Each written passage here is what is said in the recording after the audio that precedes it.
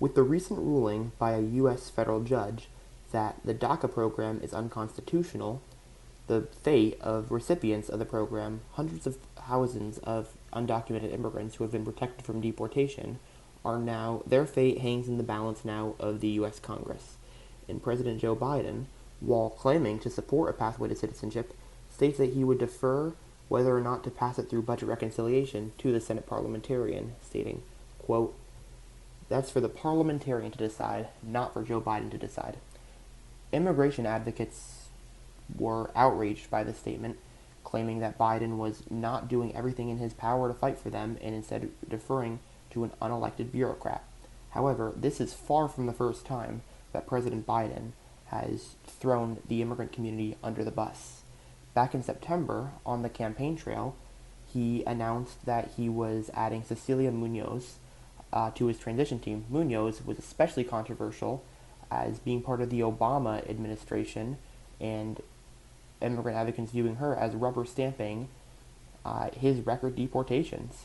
As Pablo Manriquez, a DNC spokesman who was very critical of Obama's immigration policies, stated, quote, "If Biden wins, no one from the Obama administration should be allowed to touch the immigration policy portfolio. Cecilia Munoz is the one person besides Stephen Miller who has spent years of her public service dedicated to the smooth execution of mass deportation policy at the West Wing level." Additionally, during the campaign, companies such as Wayfair, Dell, and Microsoft, which have profited off of ICE detention centers, had their executives give large amounts to Biden's campaign. So it would make sense that he would repay them with favors by not only not even fighting for immigration reform, but continuing the failed policies of Trump on this issue.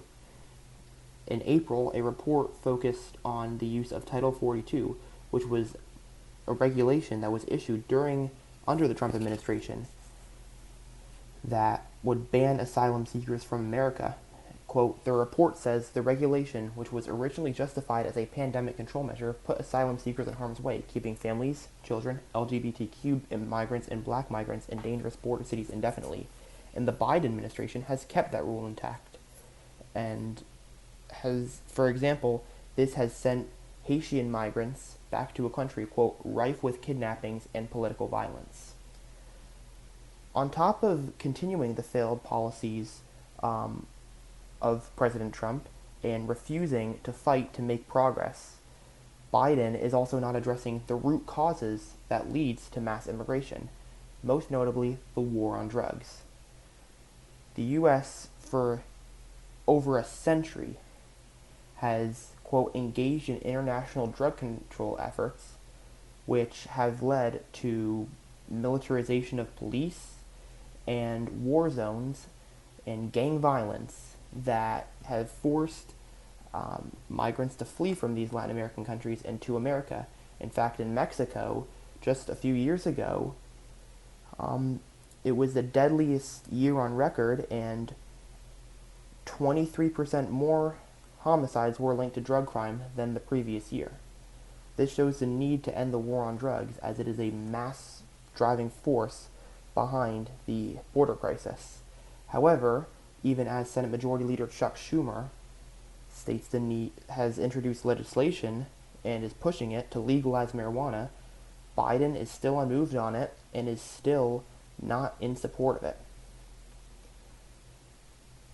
Now, regarding the excuse of the Senate parliamentarian, not only is the excuse that the parliamentarian has the final say not valid, as Vice President Harris could easily just overrule her,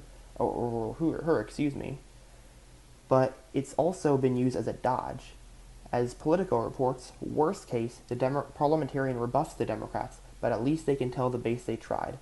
This is them admitting that the Democrats want the credit for proposing popular policies, but don't want to do the work to get them implemented because that would piss off their corporate donors.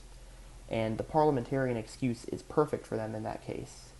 However, they cannot get away with it forever, as 2021 has already been projected by Princeton to be the worst year for border apprehensions ever, at nearly 2 million, over 1.86 million border apprehensions are projected by the end of 2021.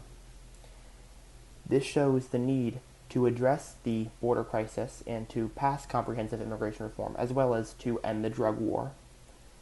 However, as long as Democrats, including President Biden, keep hiding behind the Parliamentarian as an excuse not to get these policies implemented, it won't happen, and they're much more likely to lose elections in the future. Biden, during his address to Congress in April, stated he wanted to, quote, end our exhausting war over immigration.